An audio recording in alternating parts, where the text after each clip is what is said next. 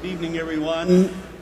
Welcome to All Saints Church and this very important conversation about which we've had growing excitement. I'll tell you the story about how it came to be in just a few minutes, but two or three preliminary announcements. Chris Vreeland, our signer, is here, and if anyone would like to come down closer to be near her, we welcome you.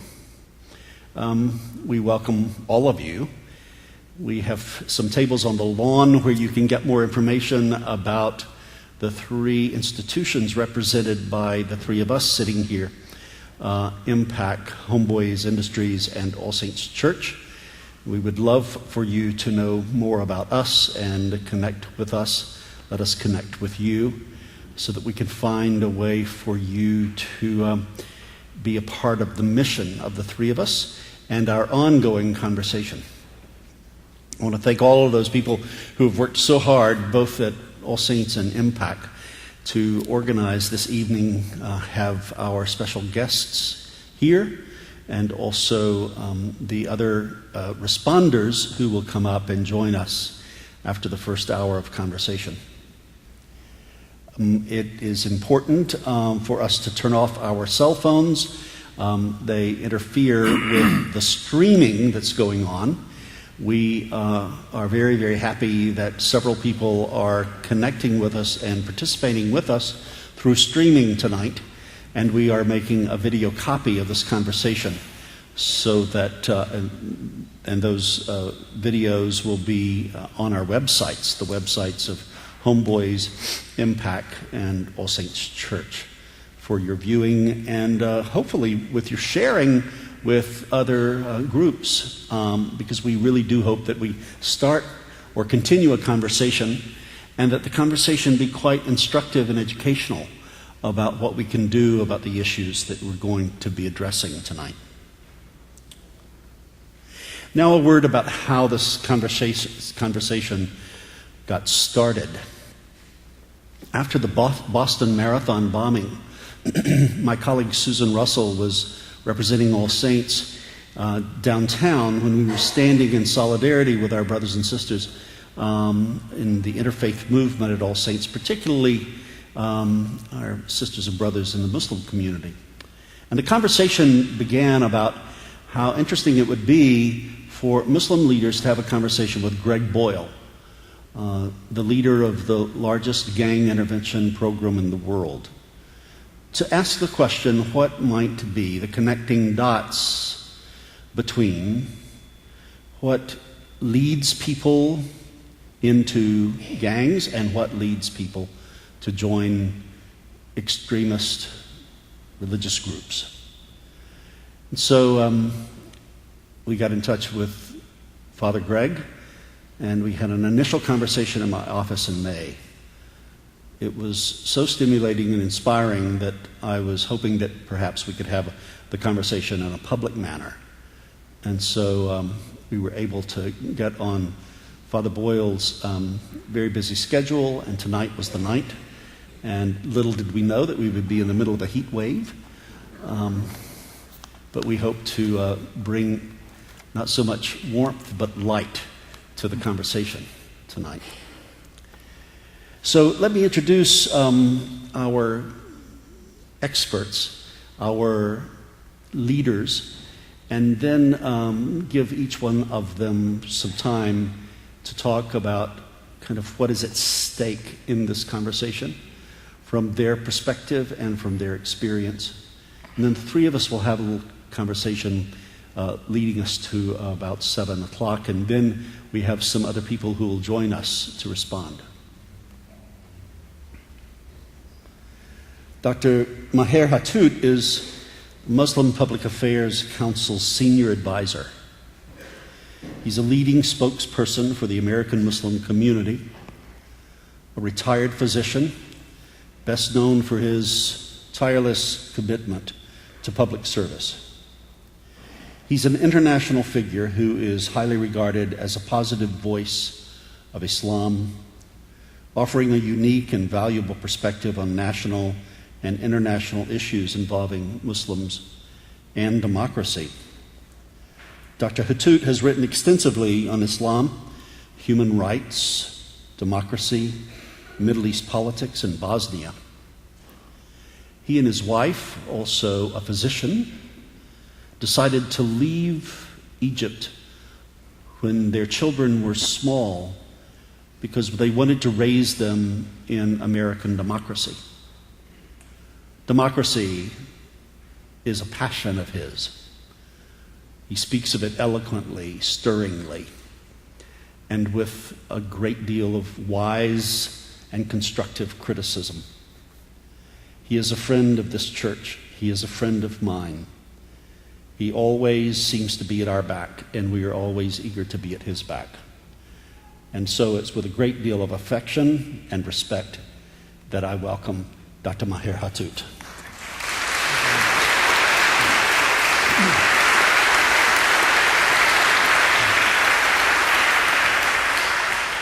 I should have said I also consider him to be a faithful member of All Saints Church. That's true.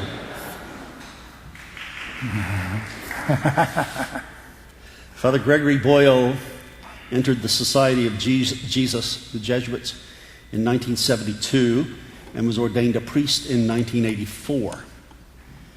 He was appointed pastor of Dolores Mission Church in the Boyle Heights neighborhood of Los Angeles in 1986, where he served through 1992. Homeboy Industries was born in 1988 and is now the largest gang intervention, rehab, and reentry program in the United States. Father Greg is the author of the New York Times best-selling book, Tattoos on the Heart, The Power of Boundless Compassion. He received his BA in English from Gonzaga University and MA in English from Loyola Marymount University, and advanced theology degrees from the Western School of Theology and the Jesuit School of Theology at Berkeley. He also is a friend of All Saints Church and all matters having to do with peace and justice and healthy religion and healthy spirituality. I am very fortunate to count him as a personal friend and as a friend of All Saints Church. Welcome, Greg.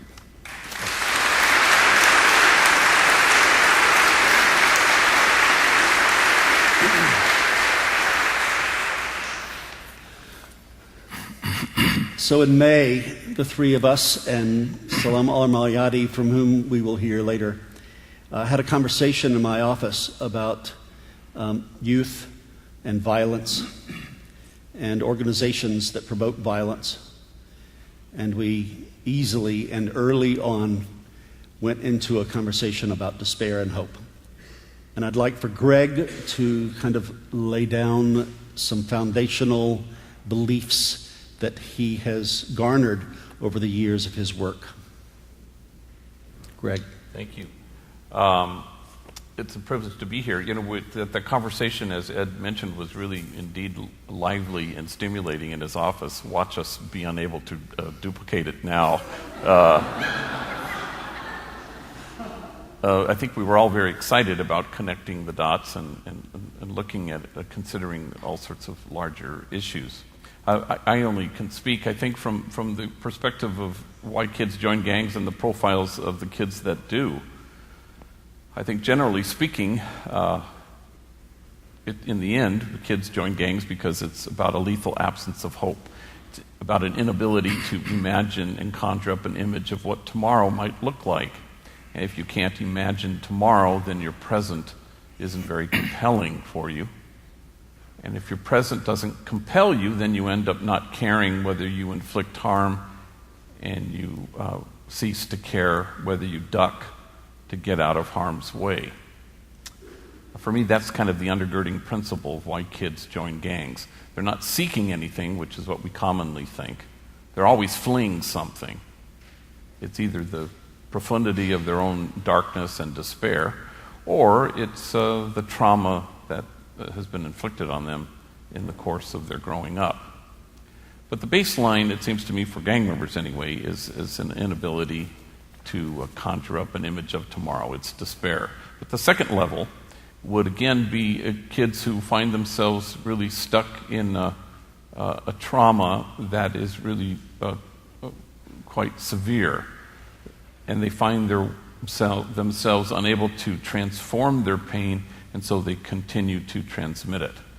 And then the smaller group, it seems to me, is in fact the mentally ill person who wanders to this and gravitates to this grouping of kids who are likewise distraught. The solution, of course, is to infuse hope to kids for whom hope is foreign, or to heal the trauma that's been inflicted so they learn how to transform their pain, or to deliver mental health services in a timely fashion. We were connecting those dots in Ed's office, and I think it was helpful for us to anchor ourselves, I think, in two refusals. To refuse to demonize a single human being, and refuse to sever ties in relationship to that human being. Recently, I've been on the road a lot, and I was in three odd places: Scotland, London, and Guatemala. In Scotland, London, they were trying to set up a kind of a similar Homeboy Industries thing there. And my encounter with young people involved in gangs in Glasgow wasn't really different from gang members here, essentially. Same in this community in Tottenham in London, which was the ground zero for the riots of 2 years ago, a large Muslim community. And then recently in Guatemala City, in a community called La Limonada, which is the most dangerous city or community ghetto, I suppose, in Guatemala City, and just filled with gang members, young men who were listless and despondent and unable to really communicate because they were so deeply stuck in a dark place. Of course, we always say because we want to build a better future, and when you work with young people, they are the future. So if they are good, the future will be good. And if they are not, the future will not. I have a confession to you to make. We can make confessions in this church, I assume. At least safely. So I lack some goodness to be that good, to care that much about the future. For a very selfish reason, I will not be part of that future. So I need to be a superhero to say that I am honored to be involved with you people just for the future. I wish if I'm that good. But I am really believe that when we work for hope, when we try to have hope in hope, it is good for me now, not for the future. I hope that I'll be part of some of the future, but nonetheless, at the bottom of my heart, the passion I have is honestly therapeutic. You are my group therapy, people who are working for hope, because working for hope per se is very healing and makes life livable. Without working for hope, life is very difficult to live. It has to be endured, not to be enjoyed. And whatever is left, I want to enjoy, not to endure.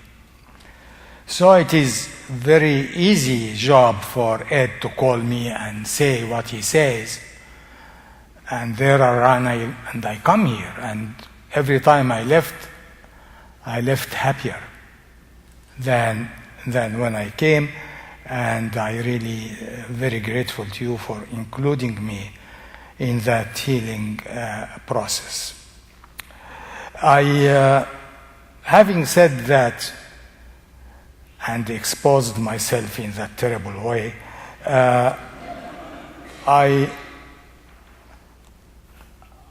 I was a doctor for so many years. I was a doctor for about what? Slightly less than 50 years, half a century. I knew in my profession that good doctors don't treat symptoms. Good doctors treat diseases.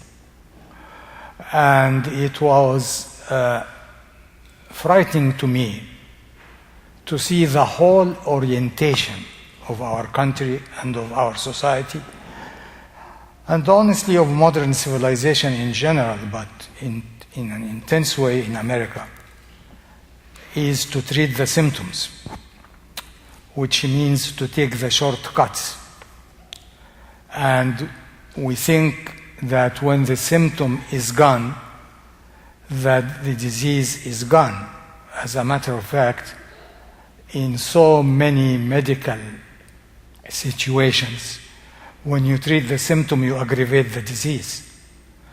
And I'm afraid that this is what we are doing to a great extent.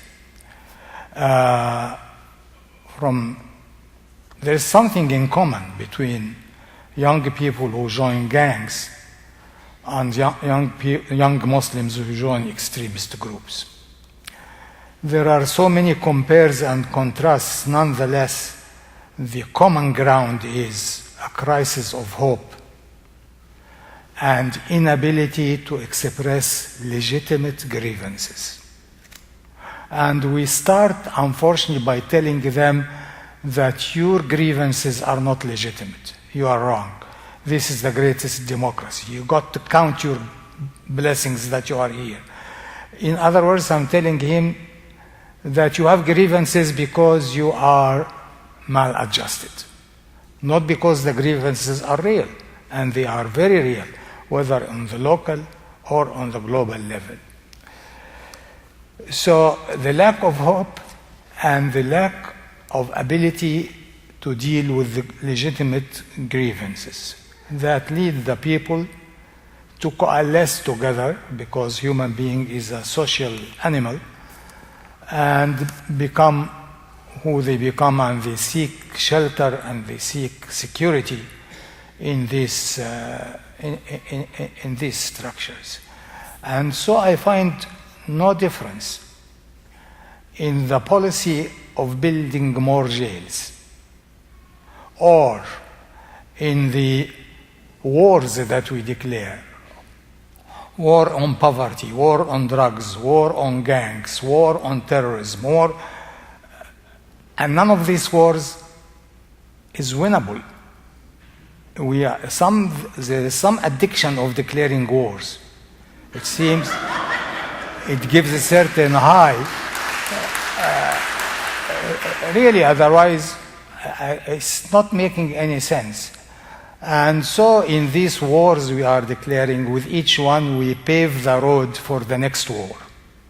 And whether it is a police shooting at a victim in LA, or building a new jail, or keeping Guantanamo Bay, or using drone attacks, they are always different manifestations of a wrong directions of the establishment and the society in criminalizing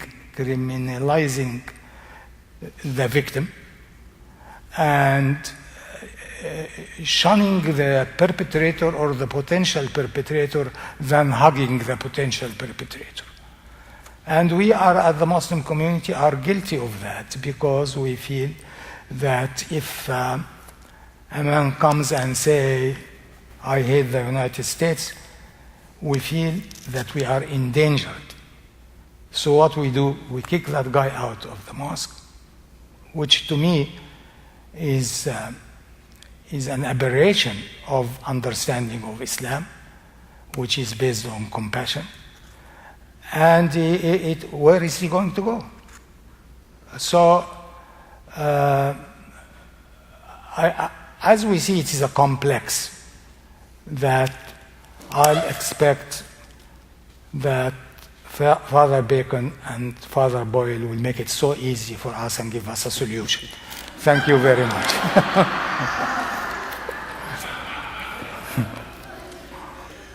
Let's stay with your notion about the failure of the community, and we can return later to the issue of legitimate grievances. But you alluded to someone being kicked out of the mosque, and in our conversation, you had an alternative, you had an option to propose. So if you could just kind of take us back to the historic moment you're referring to of what happened with the bomber being kicked out of the mosque prior to the bombing, and just kind of spell that out, flesh that out a little bit. Yeah, if you remember what we had on the news was that that guy, the older brother of the two, who were harboring grievances from what happened in Bosnia and what's happening in Chechnya. And in Chechnya, it's a free field for murder by the Soviet powers. And nobody even mentions them. You will never hear it on the news. They are not of any danger to our oil sources or to the state of Israel. So they are out of the radar. So the guy has grievance about that, and these grievances are legitimate. He just didn't know how to deal with this. When he expressed these grievances as the mosque, and I'm glad that we have a very respectable leader of FBI in this audience, the reflex action of the mosque people is the FBI will come and investigate us. And no matter what we did, when we did wonderful job with FBI at Impact, but nonetheless, allow me to say, the investigation by the FBI, even at the end of the investigation, they give you a kiss and a flower. It's not a very pleasant experience for a community. In that process, there are computers that are taken away, there are rumors that goes around, there are rumor mill and there is fear, environment of fear. So what's the easiest thing for the imam of this mosque to do is to kick him out. You don't belong here, you don't want to, and we'll get a restraining order on you. I gave him to the wolves. I kicked the guy out of the only sanctuary. But the imam has good reasons to do that too. And here is the complexity. Neither we are, as a Muslim community, nor the larger society is getting together to give the kind of reassuring environment and the partnership to allow a safe space for people like that. I'd like to have a special class, honestly, in the mosque for extremists. I'd like them even to register. And if they are rich, they pay fees. I wanted them to know that you have a place to discuss your ideas and to roll your eyes in and look at yourself and whether you are doing is the mandate of God or the mandate of evil. This was one of the points that we talked about. There were 3 points, but this was the one that was very clear in my mind. Community and relationality are hugely potent intervention strategies. Can you spell some of that out, and then maybe reflect on what Dr. Hatuda is seeing as an impediment to developing the kind of community that could intervene? Well, the hope is that we'll be utterly reliant on the power of that relationship, and that we don't ever abandon it, no matter how despondent, traumatized, or mentally ill somebody is in our midst. The morning, if you recall, that we discussed this, there was the man in London who had attacked and killed and hacked very brutally. And if you Google that, you'll see they'll say things like Muslim fanatic, the Prime Minister called it a terrorist attack. Of course, if it had been a white Christian man, it would have been a mentally ill person run amok. Yeah, and it happened here. Yeah. And then remember that had just happened as we gathered in your office, and we'd all heard it on the news as we were coming. And subsequently, you found out about the woman who got off the bus, and she was 48-year-old, and she didn't confront the man. She just entered into relationship with him. And there's that picture of her standing there with him. And again, it was the refusal to demonize this man, and it was the refusal to sever a relationship, though she didn't have one, but she sought one. Mm-hmm. And it was a powerful symbol, I think, of how we ought to stand. It's difficult, though, because stuff gets muddied because there are legitimate grievances. But I live in the world of gang violence, where violence is the language of despair. It's not about anything. It's always about something else.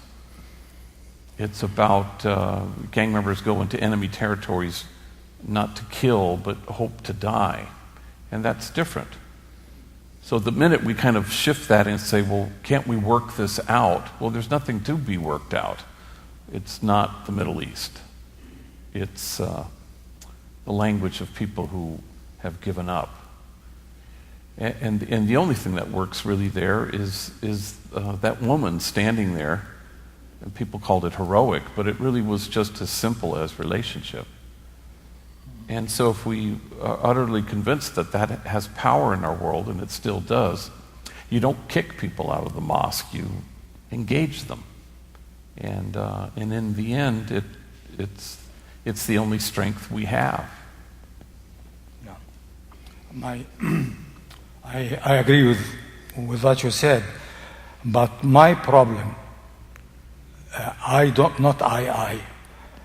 but the average imam or leader does not feel secure to do that. He feels that the big brother is looking over his shoulder. And the big brother, in more than one occasion, was not just looking above my shoulder because he's curious. Was above my shoulder to find a fault. And this is two different attitudes. Yeah. And that's the complexity you talked about. Exactly. Of Islam and the way Islam is viewed in America now. Yeah. And the way mosques are viewed in America now, as complicating the entire picture. Mm-hmm. Greg speaks so frequently about the power of community being unconditional love. But you have to have that space and that time. Allow me to love you. Allow me to love the young person. Young person or the establishment or the government or the FBI without taking on your own to interpret me. To do what? To interpret my intentions. To interpret your intentions. Yeah. So, Maher, in the Muslim community in America, and I know I hate questions like this because I hate people that ask me questions about in Christianity in America. And so many... Is there any? So many doggone Christianities in America.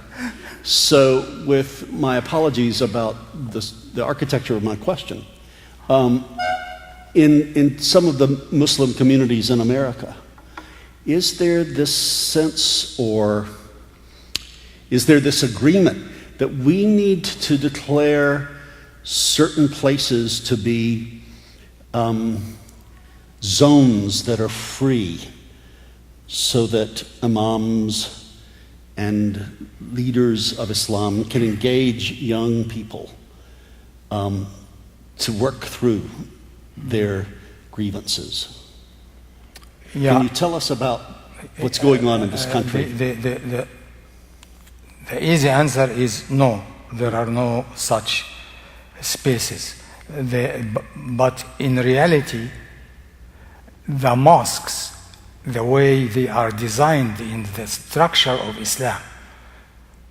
The mosques are not places for clergy, because there is no clergy. They are not an authority to tell people how to do things. They don't have even the power to disallow anybody from coming, and we faced problems because of that. You know that the person is caught, no good, but he says, I want to come in. From the religious perspective, you don't have the authority to tell him no, because this is supposed in our literature the space of God. And anyone, the evil and the good and the in-between, should have accessibility to God without any mediation and without any restriction. So the mosques were supposed to be that space. And in the Muslim history, we have one story after the other. One, allow me, a disgusting story. At the time of the Prophet, sitting in his mosque, a man came from outside and went in the mosque and started urinating. And the people were startled and wanted to rush to the man. And the Prophet told them, let him finish his urination. Don't interrupt the guy. Let him release himself. And after that, wash it with some water and put some sand, and this is the end of the story. Because that's the spirit that even that guy, we cannot just be harsh with him or kick him out. That spirit, of course, it disappeared. And there are so many factors that caused acceleration of this disappearing of that original spirit. The biggest factor, in my humble analysis, is the marriage between religion and authority, and the transformation of religion to become a political movement. Those are two killers to the real spirit. When this inflicted Christianity, we had the Crusades. When this inflicted Judaism, we have occupation and discrimination. Any religion that becomes part of the power structure, or becomes the power structure itself, corrupts both power and religion. So, Greg, when you started Homeboy Industries, how much of the impetus for that was to create this safe space where people could come and, as you put it, discover the goodness within them? Was that going on? I'm just thinking about your starting something new. Homeboy Industries was a kind of a new thing particularly for Los Angeles. Well, I think initially, because there was so much hostility directed towards Homeboy Industries in the early days, bomb threats, death threats, hate mail, I think in the early days, I think it was always wanting just to put a human face on the gang member, because you discover that demonizing is always untruth and always will be, and there are no exceptions to that. And so that was the initial impetus. And then it was sort of along the lines, as the doctor underscored, about symptom and trying to get the diagnosis right, that there is no healthy treatment plan that ever was born of a bad diagnosis. That's never happened. Yeah. Lately, I've testified a lot in death penalty cases as a gang expert when a gang member they want to execute him. And so I come in, I normally don't know the gang member, but I've done this maybe 50 times. And I watch our prosecutorial mind. The DA will always point at the defendant and say things like, that monster did these things, and that monster had a choice to do them or not to do them. And therefore, because he's a monster, redemption is not possible. And lately, as I did one recently in Riverside County, and I watched this man, and he'd done horrific things. And I think the common denominator that connects the 50 or so death penalty gang member cases I've been involved in is really mental illness. How unhealthy do you have to be to engage in the things that they have? There are no monsters in our midst, but the minute you begin on that path that says demon, you know you're walking down a path that is essentially untrue. And that not all choices are created equal. And there is no human being walking the earth who is beyond an ability to enjoy redemption. Yeah. And so the more we can kind of stick to that, the greater likelihood that we're going to walk down a path that will lead us to a greater sense of a kinship such that God might hope for. So let's stay with something that I think that you expanded on in our earlier conversation that has to do with getting the vocabulary right. Getting what? Vocabulary right. Yeah. If you could tell the story, Greg, that you told about moving from getting tough on crime to getting smart about crime. The whole notion of moving away from ever demonizing someone, ever calling someone as a monster, is a conceptual and vocabulary move that I think that we wanted to educate kind of all of us who would be in this community tonight to try to always avoid in any way demonizing a person. But then there are other vocabulary shifts or conceptual shifts that you talked about. If you could just kind of tell that story. Well, I don't know if there's a story involved with it, but it's just that in Los Angeles, they say that if you want to change anything, that you have to change the metaphor. And so, at least in the gang parlance, the metaphor prior to 1992 probably was kind of a tough on crime, wipe them out, Operation Hammer, a demonizing suppression that resulted in increased gang violence for years and years. And then the unrest in 92 kind of shifted things, and we had a kind of a tipping point moment when suddenly people started to think, well, what if we were to invest in people rather than seek to futilely incarcerate our way out of this problem? What if we weren't tough on crime, we were smart on crime? What if we were to offer second chances? What if we were to think that somebody was a whole lot more than the worst thing they had ever done? That actually happened in this county. And things shifted. And as a result of that metaphor change, since 1992, you've seen an increase in gang-related crime and homicide ever since. That's no accident.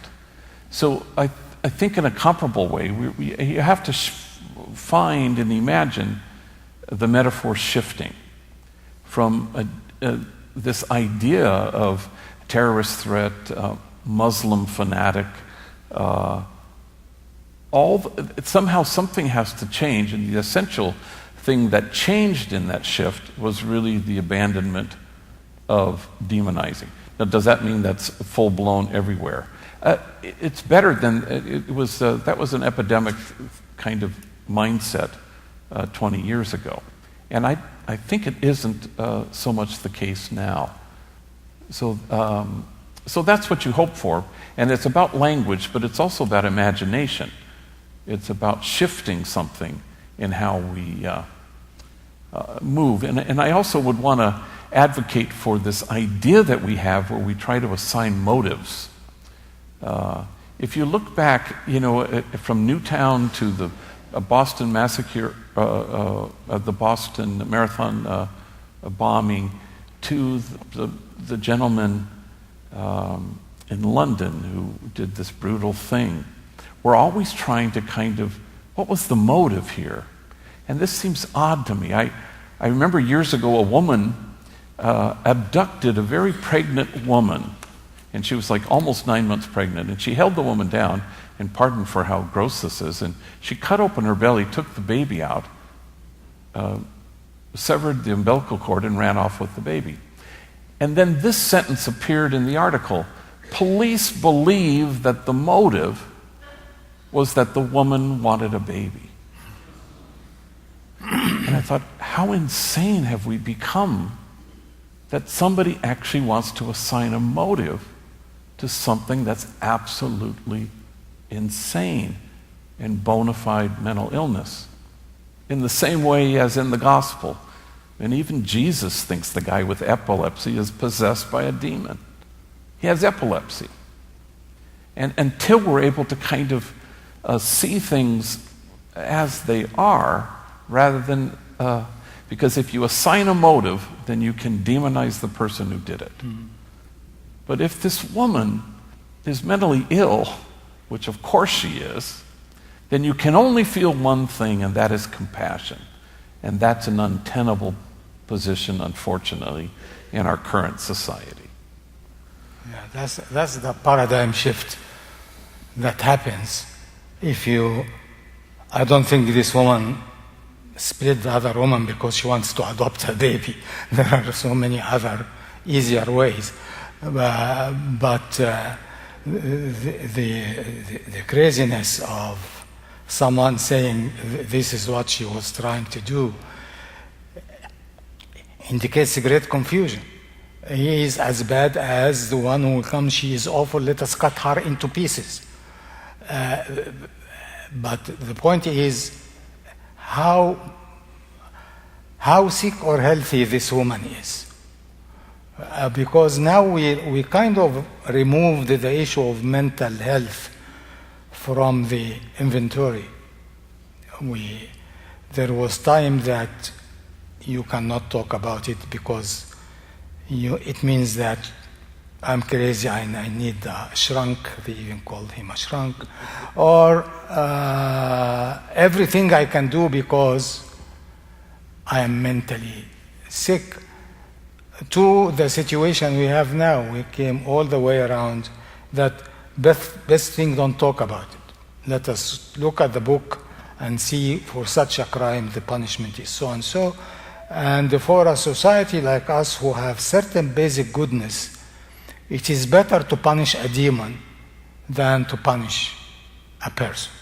So it is good for me to demonize the other guy so that I can punish him. And this is the whole saga of Nazi propaganda and dictatorships and whatever, and what happens to Muslims in America actually. Thanks God, not to the full-blown, but was very close to there. Make them look like sources of fear and cruelty. After that, you can do anything with them. Yeah. Dr. Hatoud, I was present at a Muslim Public Affairs gathering when Karen Armstrong, one of the great scholars of religion, said that the Reformation in Islam was going on in Los Angeles. Just because she visited our center. Well, it's an impressive thing to visit your center. It's an inspiring thing to visit your center. So if the Reformation in Islam is happening in Los Angeles, in part, what about this change in imagination, change in vocabulary, change in metaphor about how Los Angeles, and we've invited Los Angeles leaders here tonight. Los Angeles leaders are looking in, both in law enforcement, education, and the media. How might we start thinking differently about young people who are attracted to religious extremism, so that we could do this intervention and bring hope through community and relationship? Absolutely. In my particular case, I have been dealing with youth for a long time. Some of the people of impact here were toddlers in the youth group which I was working with. I have been thinking on my own about that, because some of them became great leaders. Case at point is Salam Marati or Edina or Mariam or any one of those. Some of them became extremists. From the ones who became extremists, some we gained back, some we don't know anything about. But I was trying to do it on my own. Now, after all these years and trials and errors, I benefited from having a relationship with people like you and George Regas, and now you joined the club, Father Boyle, and Rabbi Bierman, and those people who are not from the same tribe, if you will. I learned a lot from dealing with those intimately. Some of the experiences come through intellectual analysis, but some comes with osmosis. You know osmosis? Yep. Yeah. So because I was the odd solution in the middle of a lake of wisdom, I imbibed without doing much effort things that corrected my orientation. We need to do more of that because we are, number one, it is a huge step that when we sat, the four of us in the office, and we had what looked to us like a very good discussion, that the second thing we said, this discussion is not enough unless it is shared by public. In the Interfaith, and you are a veteran of the Interfaith, one of the years wasted was that we talked to each other without inviting the congregations to the table. So what? We have 5, 6, 7, 12 people who have great relationship, understand each other, understand their respective religions, but how about the congregation, which really what counts, and who are the ones who are going to do what we are talking about. So I consider this a huge step in the right direction. We just need to do more in frequency and more in intensity and more in controversy. Yeah. You've already shifted, I think, our thinking by saying that, if I'm hearing you correctly, that the solution for young Muslim people choosing religious extremism is not solely in the hands of the Muslim community. Yes. Because Los Angeles is an interfaith city. My being here almost 20 years, I've inherited this kind of set of durable interfaith relationships where we do things together and we do look at our intractable problems together. We bring our faith, we bring our energy, we bring our love, our affection for one another together. So I'm really grateful for your shifting that to say this is not a problem just for the Muslim community, this is a problem for the interfaith community and the congregations and all of our... The problem and the solution both belong to the general American public. And just putting it on the neck of the Muslims is an act of cowardice. Excuse my bluntness, but I was born like that and never grew up. So it's really, I am passing the buck to the very ones who need help. I love your bluntness, and that's why you are here tonight. So I want to expand the conversation. I'm going to, after I introduce her, invite a colleague of mine up to help us with adding three more respondents to this. Her name is Adina Lekovic, and she is the Director of Policy and Programming at the Muslim Public Affairs Council. Frequently acts as a national spokesperson for the American Muslim community to media outlets, government officials, interfaith leaders, academic institutions, and community organizations. Adina has made many appearances in the media, including Fox News, CNN, MSNBC, BBC, and the History Channel. She's also written for several leading newspapers, such as the Wall Street Journal, Washington Times, Associated Press, on and on. One of the founders of Elevate, an arts-based youth program which has a mission to identify, train, and develop youth community leadership rooted in awareness, responsibility, and action.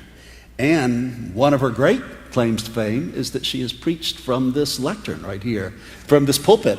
And it's really wonderful to have my friend Adina Lekovic. Will you please welcome her? Thank you. We're going to just stay here. Stay here. Good evening, everybody. May the peace and blessings of God be upon each and every one of you. It's my honor to be here again. All Saints played host to our MPAC annual convention in December, and I imagine some of you were here in the same room for that as well.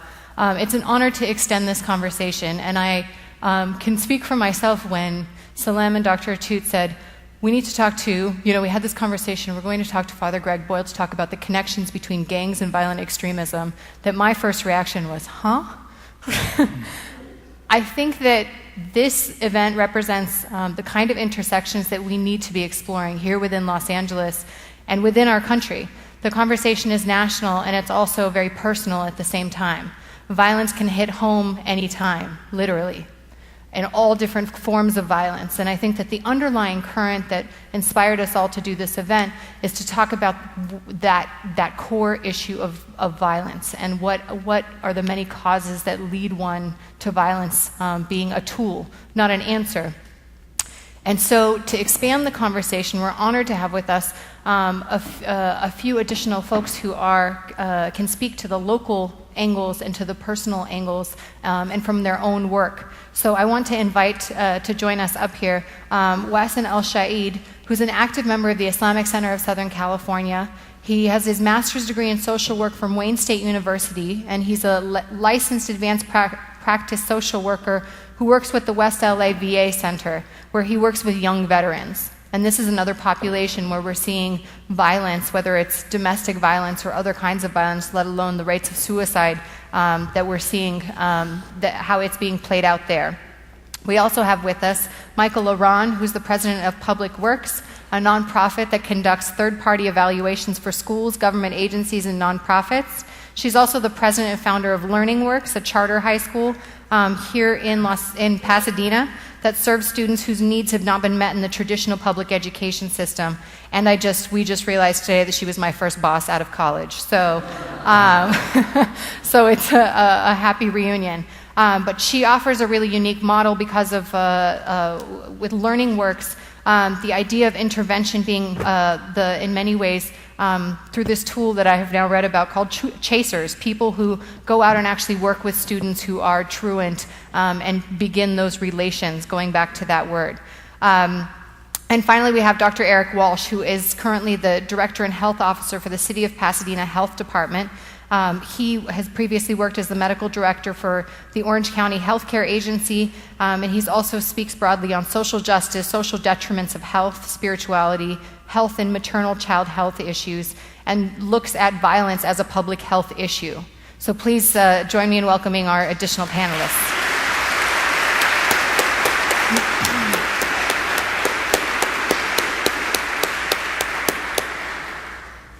It's our honor to have you here, and we want to first begin by giving each of you a few minutes to respond, reflect, or add to the conversation that has been begun. So why don't we start with Dr. Walsh?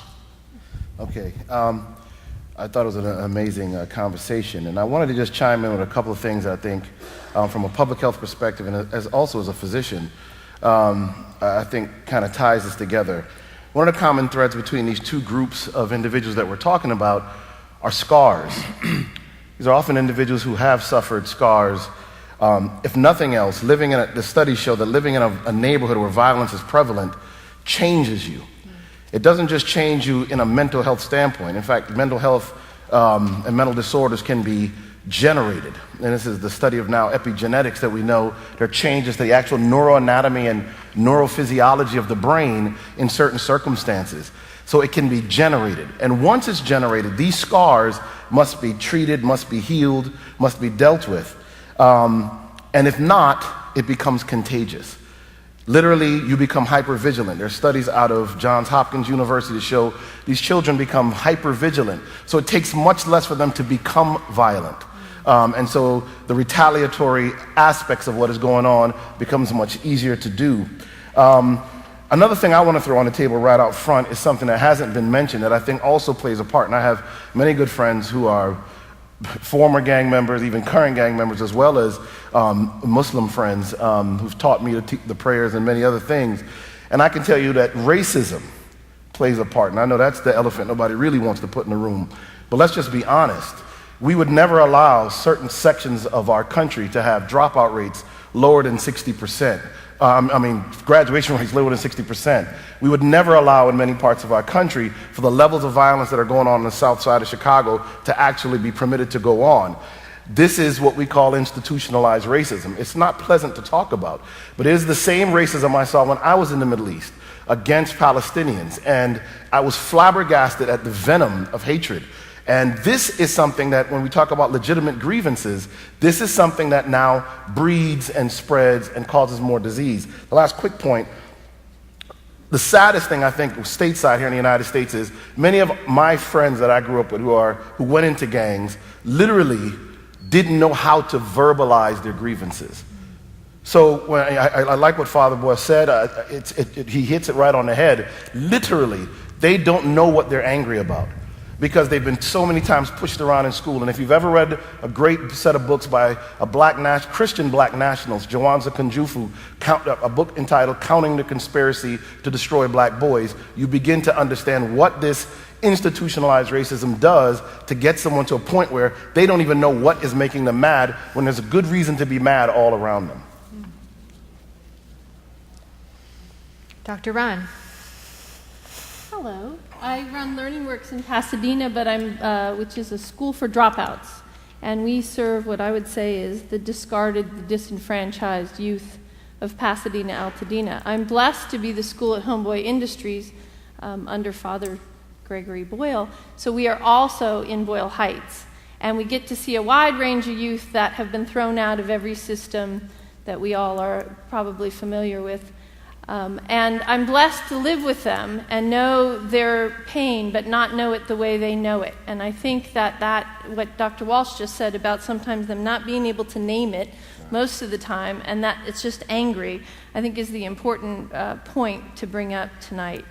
I have been changed by the population I live with. It wasn't a calling I thought I had, and God gave me a left turn, and I can name it in 2005, 2006.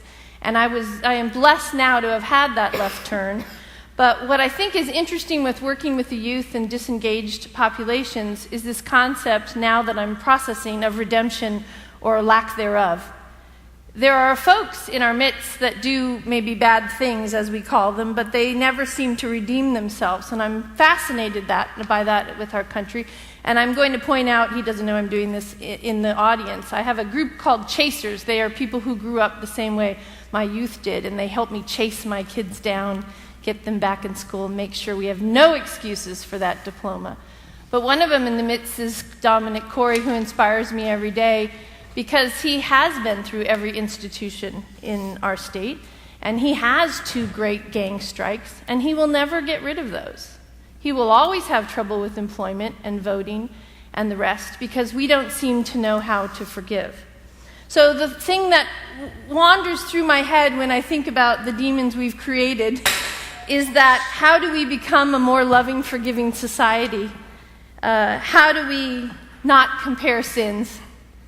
And how do we know people who are not like us so that we don't demonize them?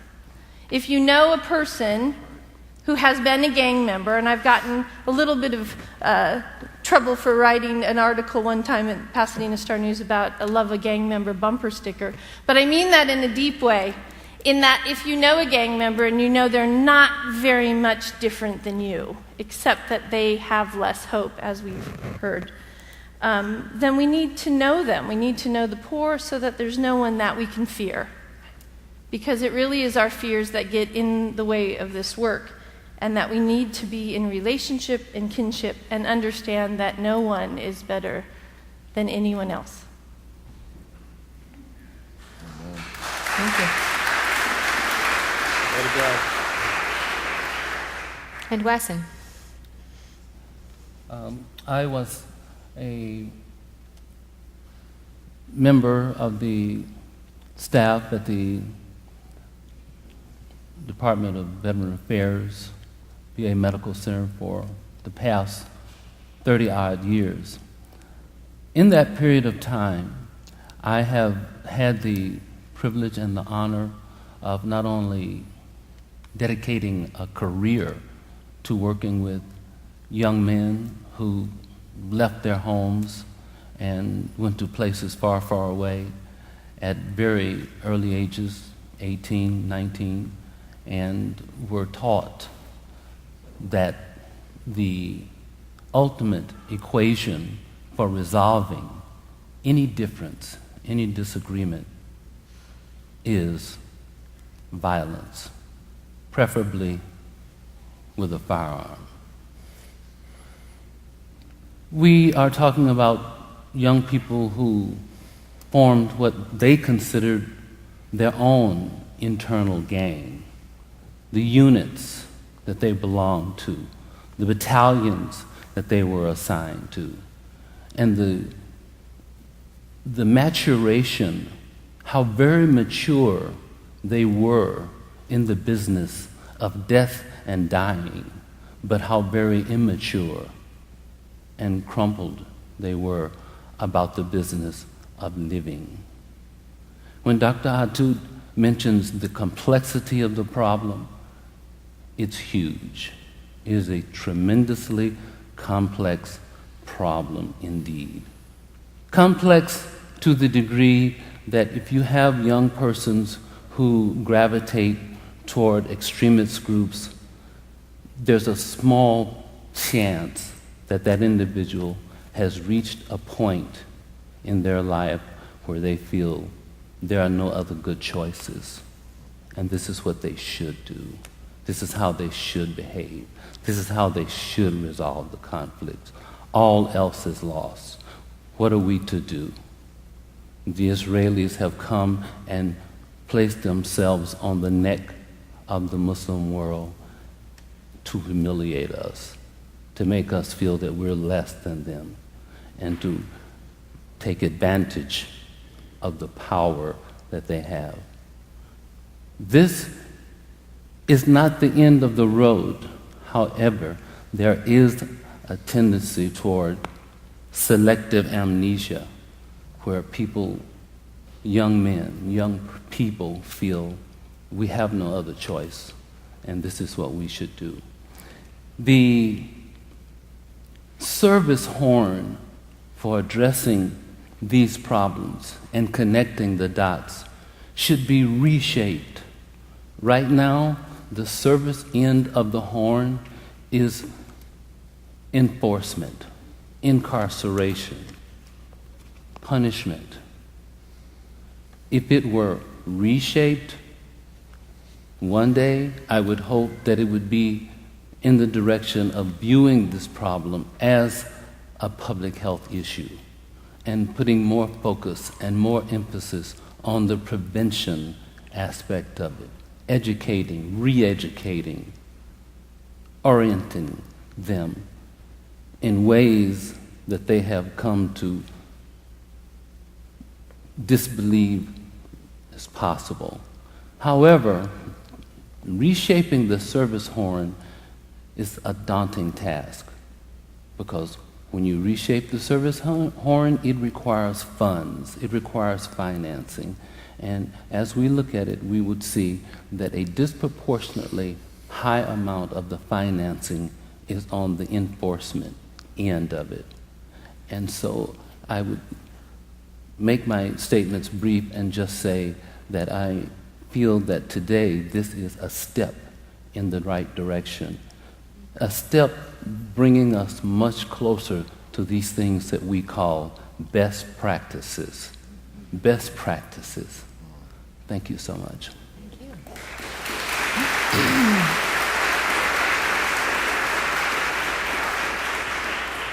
So I want to let you all know that there are note cards and pencils at the end of every aisle. so that you can participate in this conversation. Simply write down your questions, and there will be volunteers who will be walking up and down the aisles shortly, and those will be filed up here. So we would love for you to participate in the conversation. Please do so with the note cards. Before we get to that, I want to just follow up on a few themes that I think that have come up in the course of all of your comments. The first being around the seminal notion of despair and the plague and the way that can poison the soul. For so many people, as we talk about intervention strategies, the question becomes, what are the signs of despair? How do you all, as you do this work on a daily basis, how do you know despair when you see it? Are there ways? And how is one to respond if they are intending to respond in a relational way, if they're intending to do the right thing? We view people like the woman who walked up to the man in Woolwich who had just killed a man. We view that person as a hero because it feels so unattainable. How do you begin to enter in relation even when you see someone who is in despair and you don't feel that you have the answers? Go. You want me to start? Yes. Okay. Well, in my work with youth and young adults, it's interesting because I usually call it out. I usually say, you think you're bad, and you're not bad. The moment someone believes they're bad, there's just this domino effect of bad, when we really are of good. And we may all do things that we aren't happy with or proud of, but the innate sense of goodness really is important.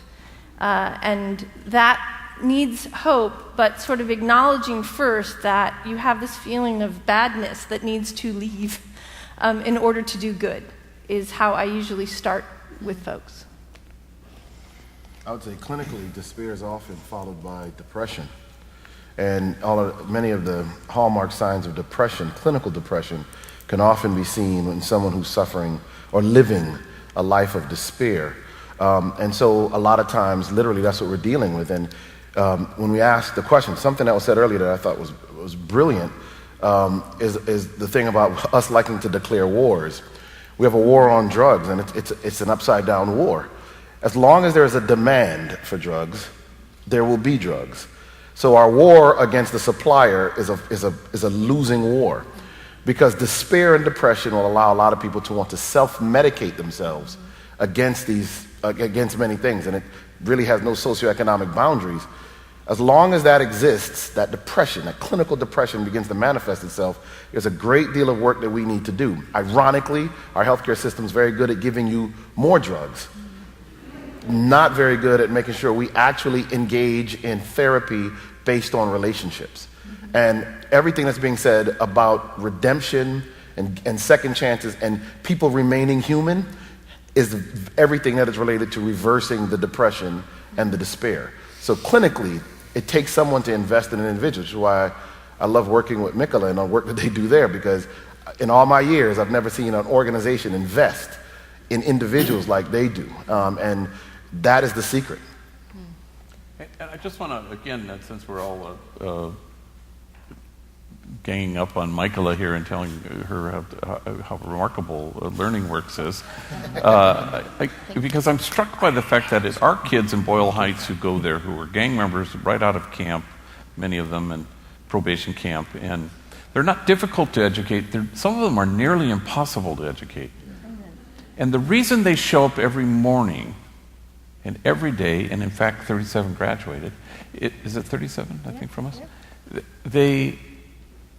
They feel loved by these teachers. So it's not about we started to use this textbook instead of that textbook. Mm-hmm. Nonsense. Yeah. Kids don't want to learn anything from people who don't like them. And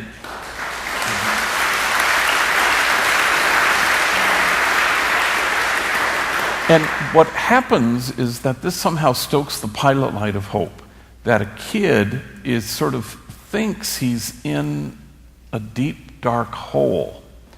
But our philosophy at Homeboy Industries is the same at Learning Works, that loving, caring adults who pay attention say, you're not in a deep, dark hole, you're actually in a tunnel, and it's in the nature of tunnels that it's dark for a while, but you get to the end of it, and this person who's accompanying can see the light.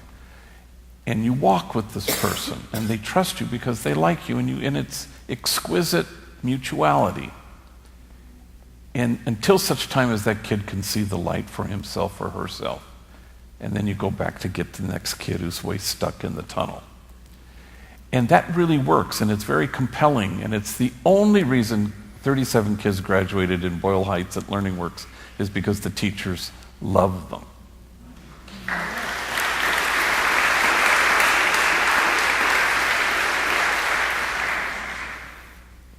I was going to just jump in and say one of the things that I think is really interesting is that in LA County, at any given time, there are 90,000 young people out of work and out of school. That creates despair, right? They have nothing that's going on, nothing to do. My Jamaican grandmother would say that an idle mind is the devil's workshop. And that I get her point, that we have to have them engaged in something and doing something.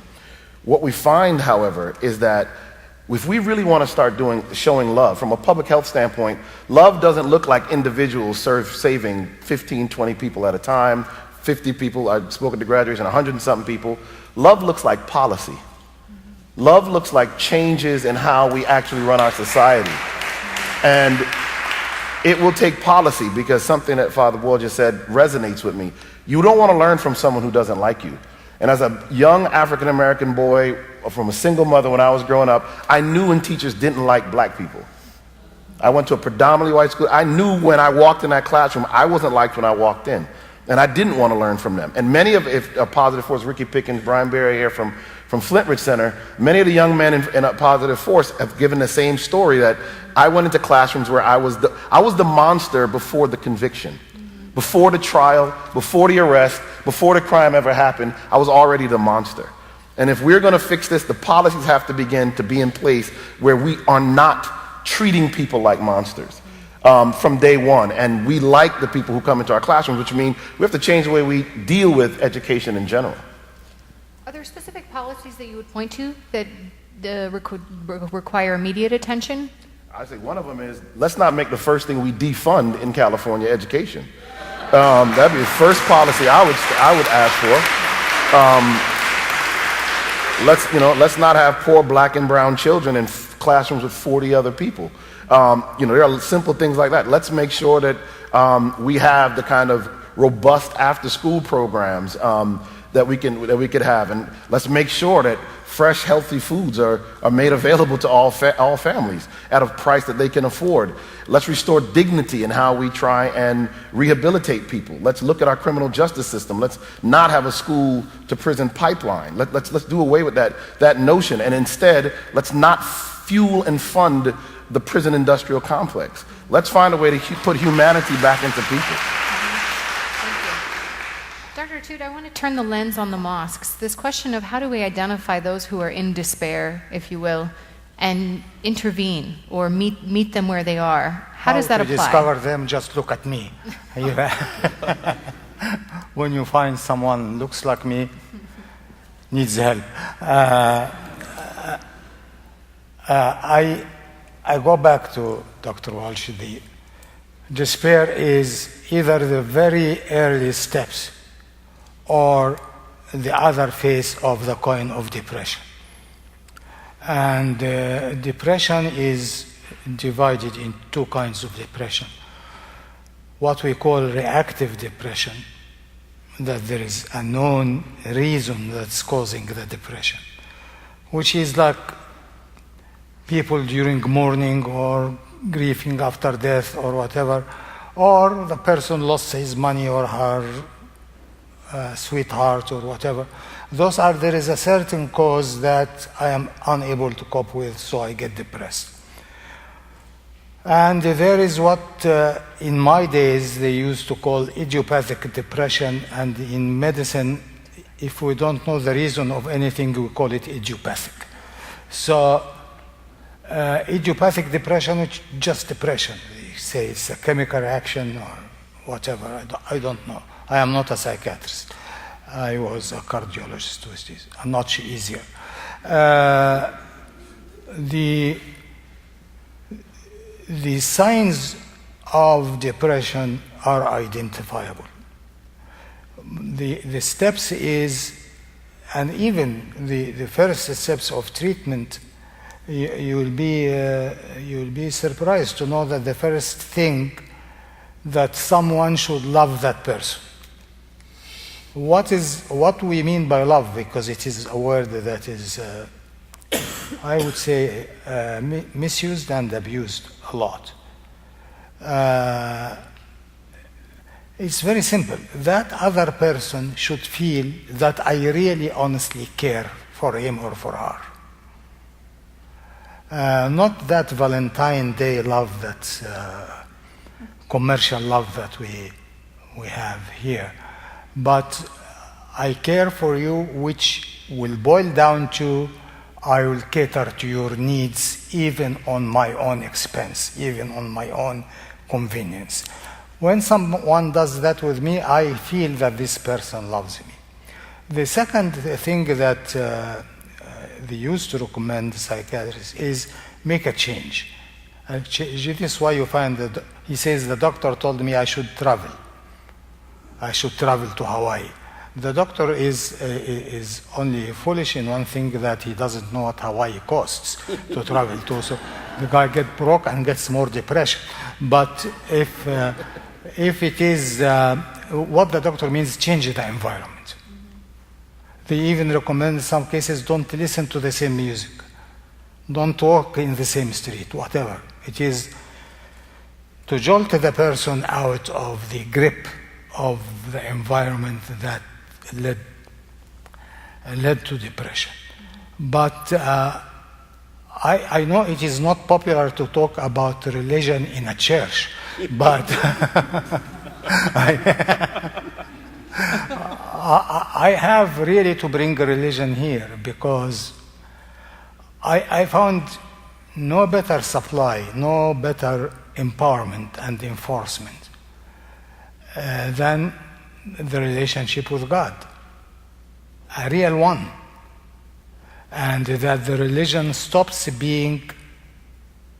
Don't you notice that there's great similarities between religions and gangs?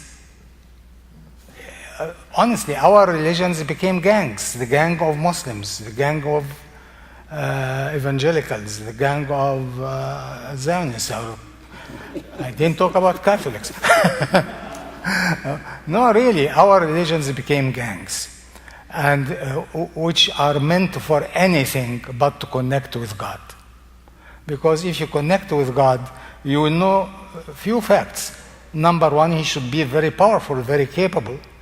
So if he really prefers Christianity, he would have zapped all people into Christianity. If he prefers Islam, as we say, he could have made all people Muslims. Why is the hassle? Or Jews, or Buddhists. But the fact is, God did not do that. Either he is incapable. So if he is incapable, why should he assume that I am capable? If you could not make all people Muslims, why are you passing the buck to me?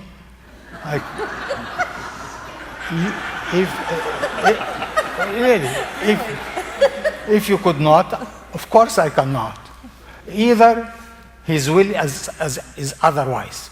His will is you people should have different ways and different roads to the truth and to me. And the challenge you have is to deal productively and amicably to make this life, allowing people to find their way to God.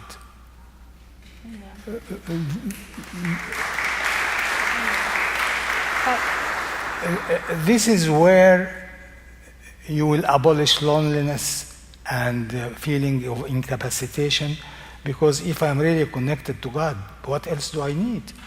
I no matter how powerful it is, if I feel it. If I don't feel it and I go to the mosque and make the acrobatics of the prayer, or come to the church and mumble few things and walk very proudly, I am a church goer. Guess what? I go to the church every Sunday. Big deal. So what? It doesn't mean much. As a matter, you might be a burden on the church. Take the seat of somebody who might take it more seriously. So I am unable to overlook faith in this conversation. Well, dovetailing off of that, Father Boyle, in your work in gang intervention, is faith always in the formula as you're considering intervention strategies, or how does that play into your work? Oh, this is always sort of my the bugaboo, I think, because people, I was on the Christian Broadcasting Network once, where a nice lady was listening to all the things that we do at Homeboy, and she said, "But how much time do you spend each day praising the Lord?" And of course, that's sort of a big lofting softball if somebody throws it to me. And I said, well, we never stop, and it's 9 to 5 Monday through Friday. And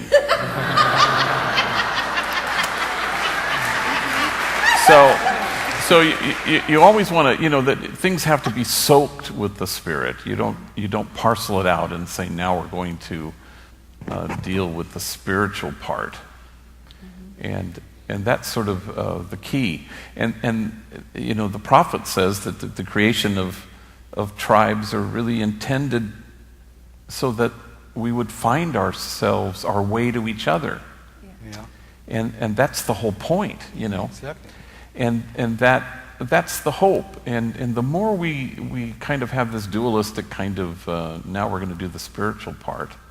My hope always at Homeboy Industries is that somehow it's part of the air you breathe. Otherwise, it doesn't really make very much sense to me. So let's start with our first audience question. I've already got a good stack here. Keep them coming. This is directed to Father Boyle first and the panel. At what point does someone, based on their bad acts, forfeit their right to be part of the societal group? Based on their what? Based on their bad acts, forfeit their right to be part of the societal group. What are your views on incarceration? Well, again, I think it's as Michael was talking about, somehow we have to reinvent the notion of forgiveness and reconciliation, that people can work their way back, and that somehow a restorative justice brings us closer to each other. And as Sister Helen Prejean says eloquently about everybody, nobody would want to be defined by the worst thing that they had ever done. But we have to examine the largest mental institution in the world is the LA County Jail. And that's a fact. I mean, I didn't invent that. But that tells us something about how we don't know how to deal with very much. And that somehow we need to find our way to making correct diagnoses and understand that we're all born equal, but we don't end up equal. And choices are not the same for somebody growing up somewhere as it is when I grew up in this city, in a different part of the city than where I've been privileged to work for the last quarter of a century. So to the extent that we can have a high degree of reverence for how complex this is, chances are we'll do right by it. And I've learned in my work with Homeboy and what we do at Learning Works is sometimes you might personally not be able to get to a point where you understand this concept that everyone deserves forgiveness or can find their own path. And so we've created a set of principles at our school that we make all the adults work towards, which is, I've learned this about humans, if you practice certain habits, they become a lot more easy to put into place. So if you're daily practicing forgiveness with your own family, eventually it's easier to forgive those who are more disenfranchised. If you're practicing the concept of unconditional love with your friends and neighbors, eventually you can learn how to do unconditional love with people that aren't like you. And the problem in America often is we don't have these practices. We just keep judging and not reversing out potentially where we should be going. And our policies won't change if our daily practices don't change. They just won't. All right, the next question. How can someone in law enforcement begin to be smart rather than tough when faced every day with these youths?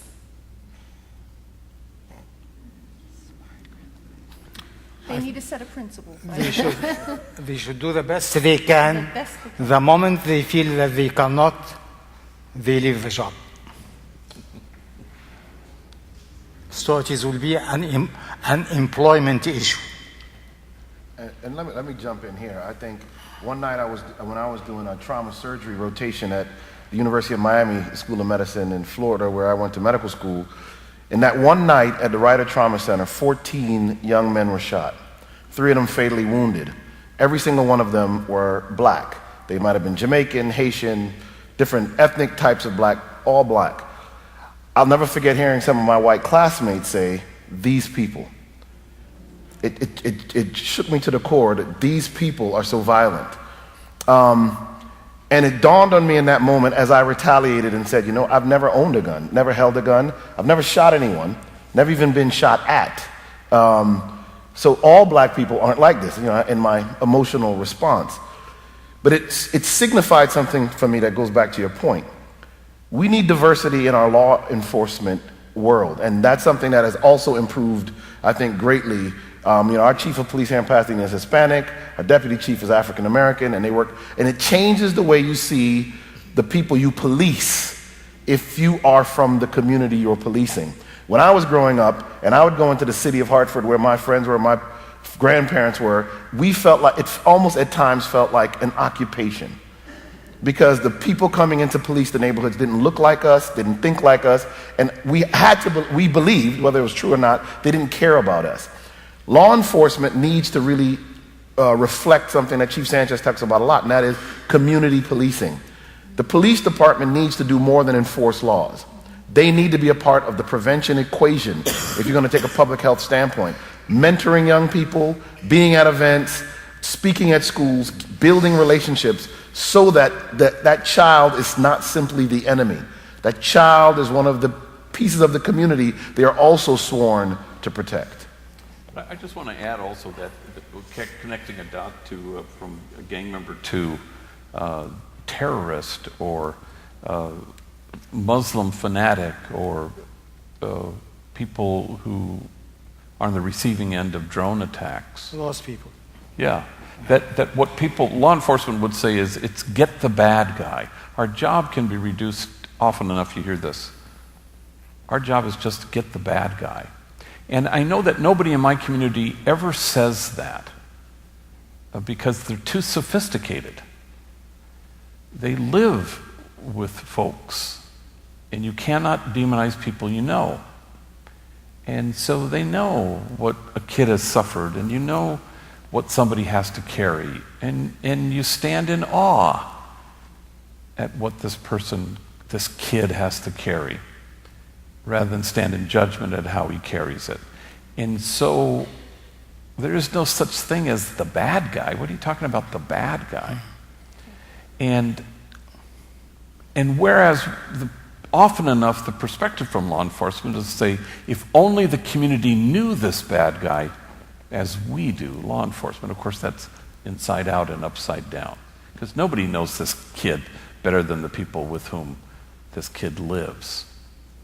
And so it's really a lack of sophistication that leads you to a place of demonizing.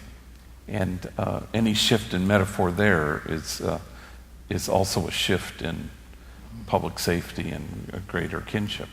Yeah, in terms of keeping the dots connecting, to add insult to the injury, or what, in case of marginalized Muslim young people,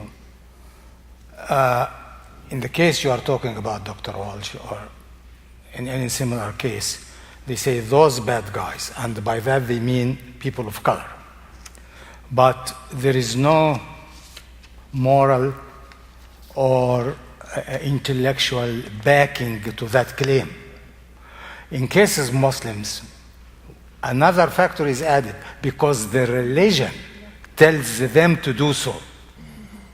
How did you know that the religion? Didn't you listen to bin Laden? Yeah, I listen to Bin Laden. He's an idiot talking things that has nothing to do with any religion.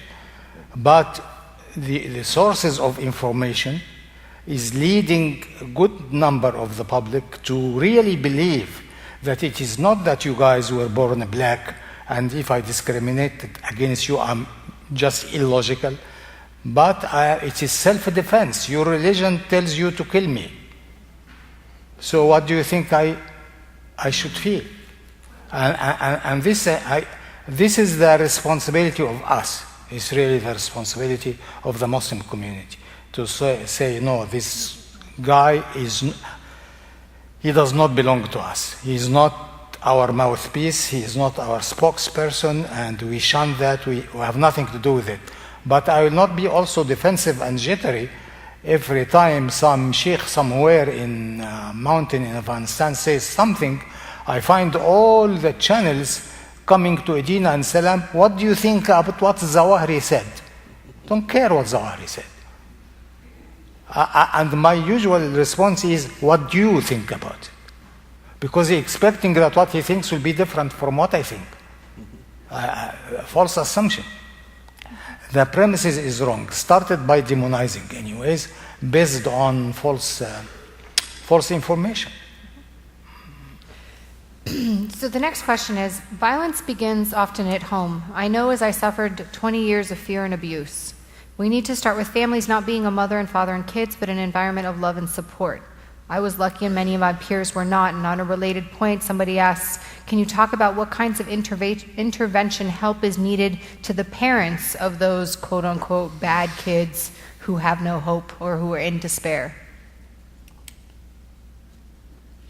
I want to say that one of the most eloquent things that we can pretend to do in this scope of practice called mental health is to impart knowledge and wisdom and tools.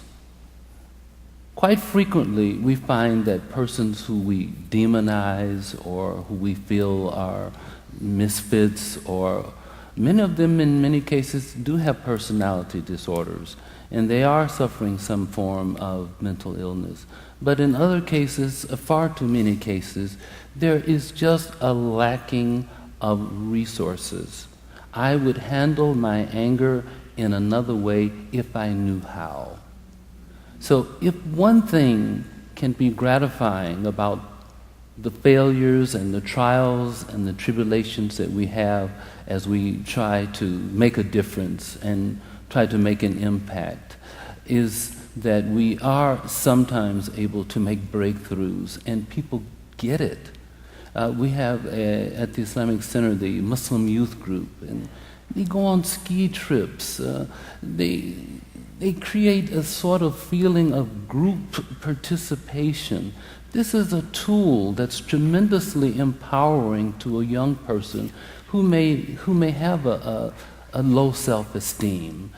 This person, if we can help this youngster, he will also be able to, because he's different, his parents will be different, because they too will reap some of the benefits. So tools, resource brokering, resources being available. I'm sorely afraid that if change of the level that we're speaking of and thinking of at this point is going to happen, that it may begin and it may really happen at a grassroots level. We can't always expect the U.S. government to intervene or the City Hall of Los Angeles to intervene.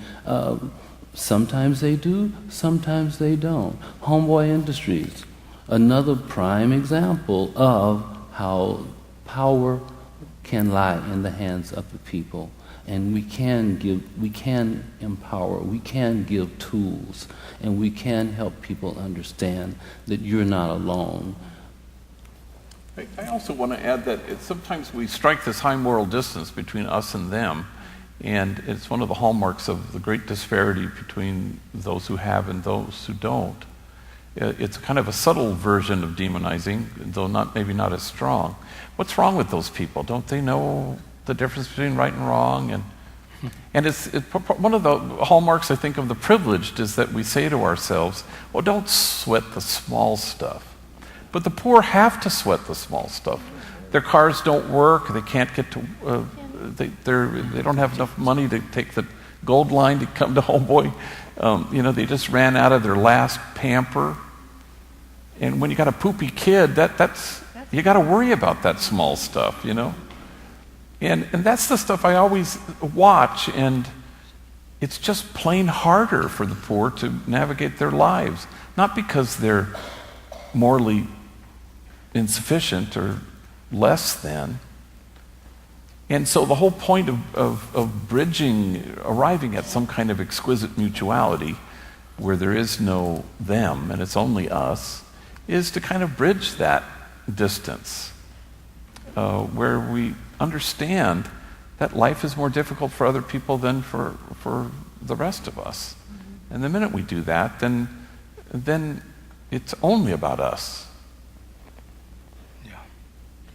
So let's move the conversation then to, this person says, one of the successes of Homeboy Industries is the empowerment through baking and selling delicious bread, and so much more, I would add. So, I don't know if you paid somebody out here. But in that light, can we envision some parallel industry in the Muslim community that can uplift disaffected members, i.e. transforming destructive impulses into constructive ones? Yeah, there are several trials. Yes, they are not as huge and established as Homeboy, but definitely we have camps, we have youth summits where we get the youth who are usually angry to have hands-on experience and conversation with three fronts: government, where they go to Washington, and our candidates are very bright students who are also very angry. They can go either way easily. And when a bright one gets on the other side, he becomes very bright in bad also. So take them to Washington. Edina and Salam are with them, and they go to the Congress and they argue with the congressman who took stands that they don't like. Then they go to the White House and they go to the State Department. Where else do you go, Edina? Well, our Young Leader Summits try to provide, I think that the notion is that what we try to provide is, if we're trying to take people from the margins to the mainstream, particularly in terms of integrating American Muslims and our young people whose identities have largely been defined by 9/11.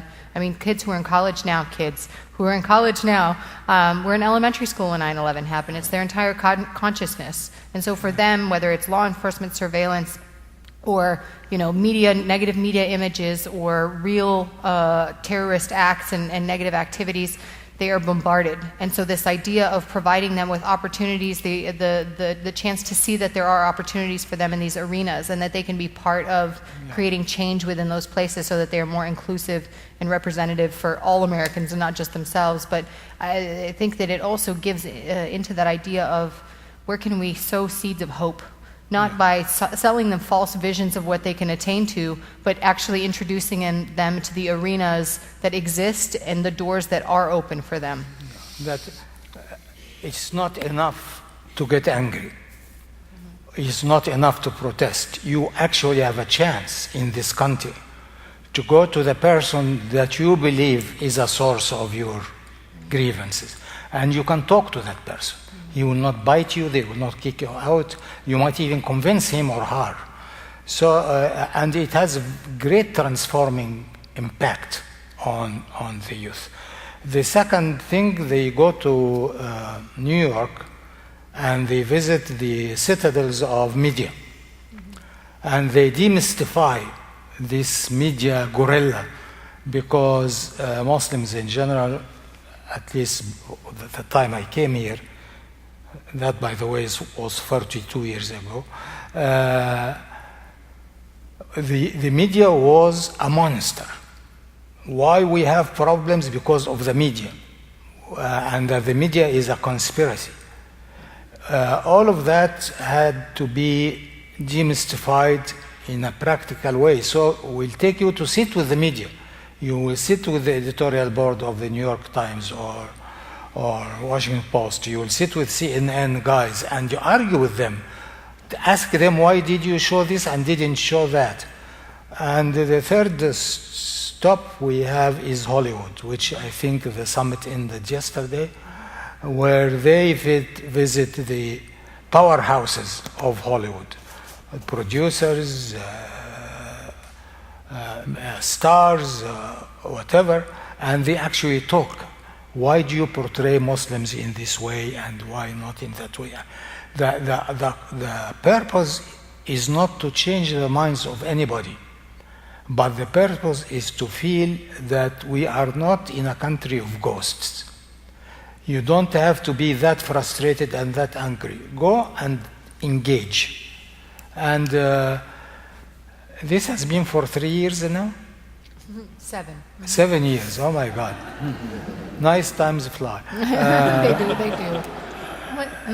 Has been very transforming. Really, we are not disappointed at all. Besides, we have regular camps and things of that sort, and campaigns to go to Skid Row in LA, and as we say, don't talk about poverty. Go and touch it. Touch it.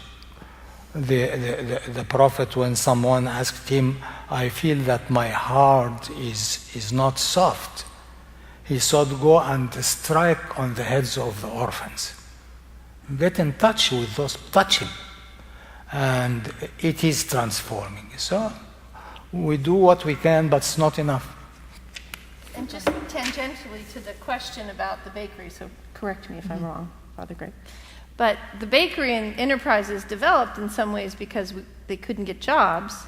And so the concept to sort of lay out for folks is a long time back, there weren't a lot of felons. We got a lot of felons now. It's pretty easy to get one, given our justice system. Ask your neighbors. They probably have one. So the question is, when you look at poverty, there's more of that. But my guess is in the room, many of you are employed.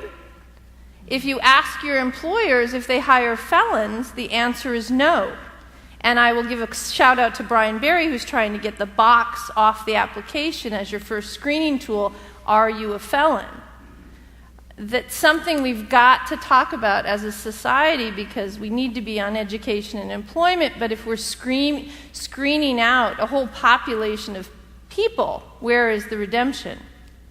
And I would actually jump in there, and Brian Berry again introduced me to a very good book by Michelle Alexander, The New Jim Crow. And the book really sums that up very well. If we incarcerate people who are predominantly black and brown and poor whites, all three groups, and when we release them, so many of their civil rights have been removed from them, one of which, of course, is the ability to get a job in many cases. What we are beginning to do is to actually begin to slide backwards, away from all of the civil rights gains that have been made. California is the largest women's prison, has the largest women's prison in the world. So we have a lot of work to do if we're going to fix this, because this begins to become a civil rights issue again.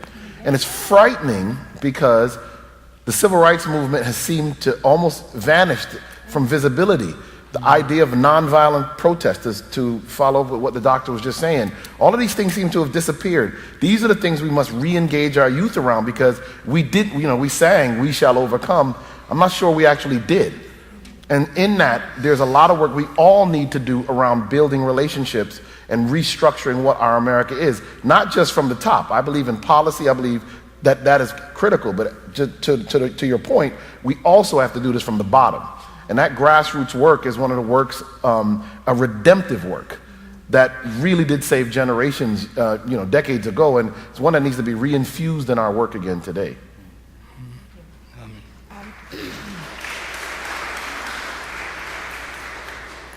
Dr. Toot and Wasson, this question is, what does the Muslim community need to achieve in Southern California in the short term, medium term, long term? Like basically this person says the next 30 days, 6 months, and 1 year, but they want a plan to combat violent extremism. So what do you think needs to happen immediately to work on combating violent extremism?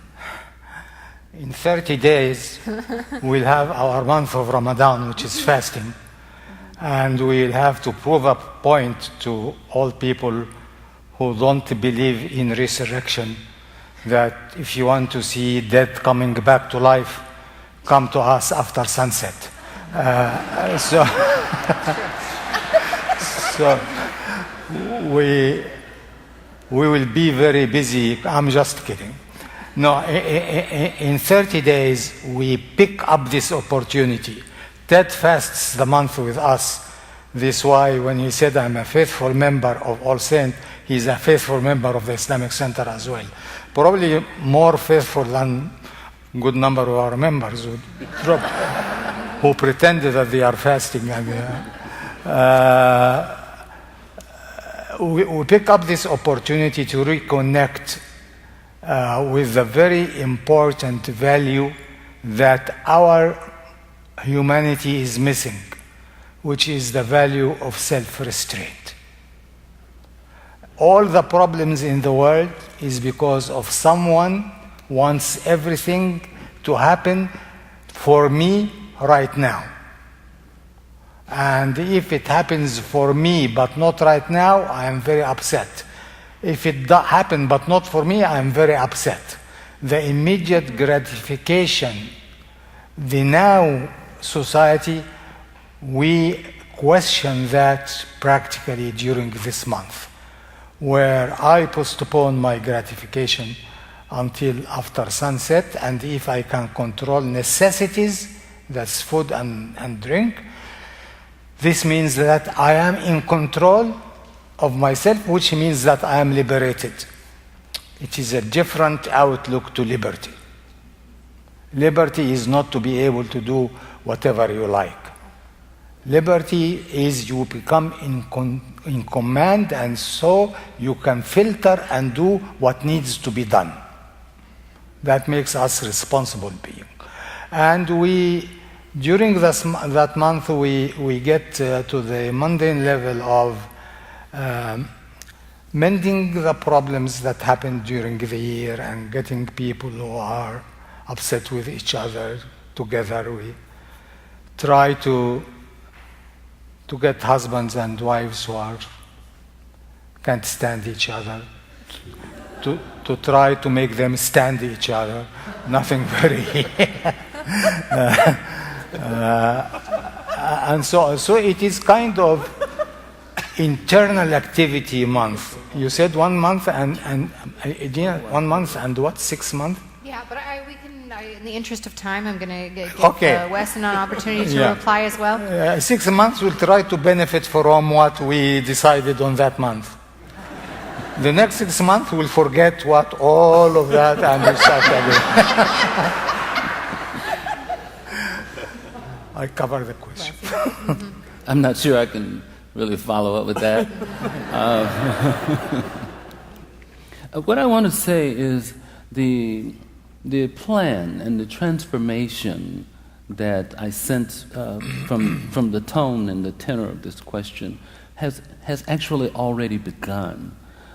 Begun in the sense that over the past 10 years, the number of new mosques that are funded, built, and run totally independent of any foreign assistance. And don't misunderstand me, as Muslims, we are grateful to Almighty Allah for each and every blessing we receive. So if someone who has an abundance of wealth and happens to live in the Middle East says, here is 5 million, build a new mosque, we are now at the frontier where we're saying, no, thank you, but we will build it from our own resources and from within our own ranks. Now, this is a very interesting shift in the paradigm because, as you know, there is no such thing as free. So, to that end, if in fact we receive a gift, and this gift is given totally for the pleasure of God, no strings attached. The reality of it is, in your heart, somewhere, there is going to be a softer spot. Try though you might to be as balanced as possible for that same community or person or resource who give you this 5 million, if in fact they give you a fatwa, which is a religious opinion. It's an opinion, however, you have to listen in a way that you wouldn't be listening had you not received such a gift.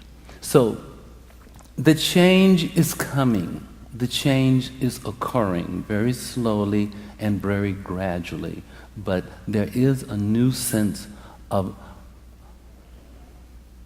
let's stop being in such a hurry and let's slow down. If it takes us 10 years to build a new mosque from with our own resources, let's do that rather than let's do it within 12 months and we'll take money from outside resources. We have found that that has come back to bite us in ways that we are not finding very pleasant. If that entity is suspected or questioned, suddenly our books are being, and that's been alluded to early, so I really won't go into it. But the change and the transformation is happening now, as we speak. Thank you. I thank you. I would add to that also that on a very practical level, we at the Muslim Public Affairs Council, since the Boston attack took place, have immediately turned our sights to national security and violent extremism, or issues that we've looked at on a consistent basis. Our strategy since 9/11 has been to advise people to do what they have been doing, which is to, if you see problematic people or individuals in your mosques, is to report them and to take an active role. Well, we're seeing now that's not enough. It's been a hard lesson to learn. But this shift in strategy that Dr. Atut alluded to, in terms of we're now asking imams and religious directors of mosques to take an extra interest in troubled people, and that's also asking them to take a risk. They may feel that might risk them legally, they might feel that might risk them in terms of all these different aspects that are there. So what we're trying to do is develop a community toolkit that brings together best practices. We've talked about best practices from mental health workers, imams, law enforcement, as well as the parental groups and those who have actually effectively disrupted extremists who had the propensity to become violent. So there are tools that are coming, and we know that just like these other issues we're talking about, that we need to be very practical and think about, again, where violence hits homes. How do we empower people with tools where they can effectively intercede? I want to thank all of our panelists by reading one comment, a sweet comment from somebody out there in the audience who says, "I symbolically feel like I'm breaking bread and sipping heavenly wine with all of you. Thanks and cheers and love to all of you. Strength for all your journeys." And so with that, I want to turn it back over to Reverend Bacon. Thanks, Adina. Thank you very, very much. I'd like to ask Salam al-Mariati to come to the lectern. We don't want to end this without calling you to action. We have tables on the lawn where we would love for you to leave your name and contact information, either at the All Saints table, the Impact table, or the Homeboys table.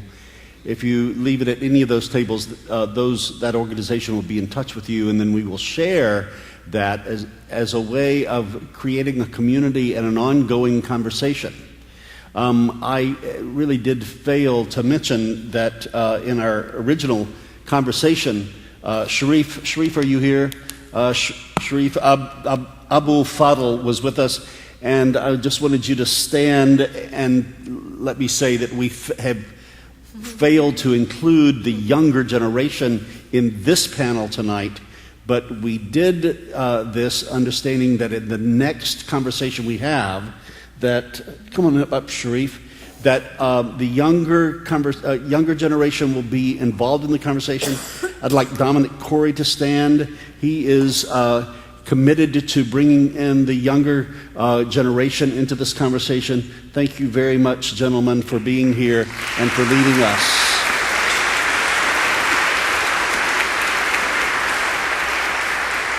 Salam, will you give us our vision about our next steps, my brother?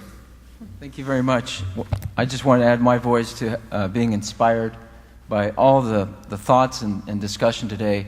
So we are going to move forward with 4 things, and they are 4 I's. And the first I means it starts with myself.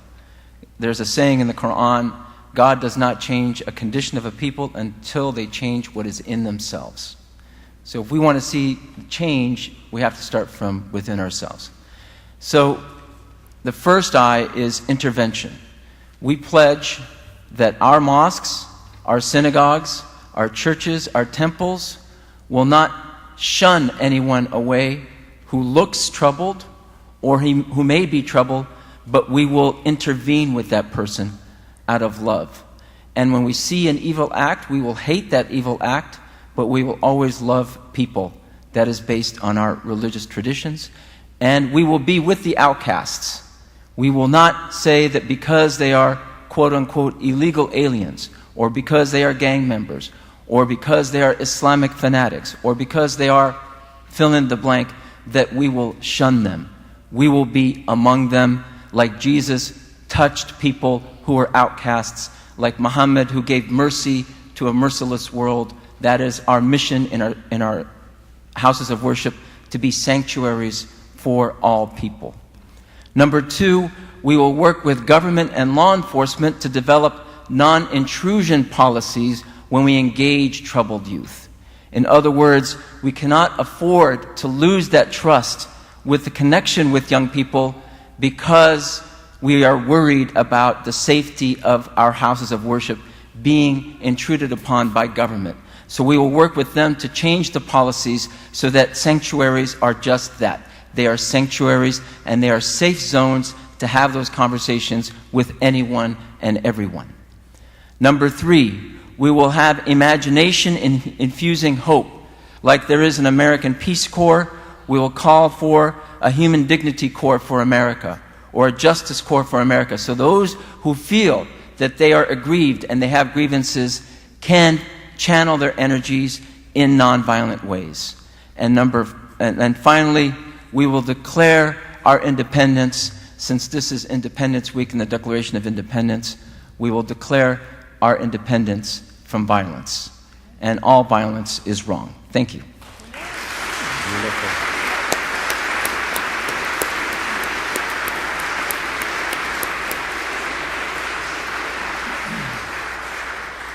Thank you, Salam. Thank you, everyone up here.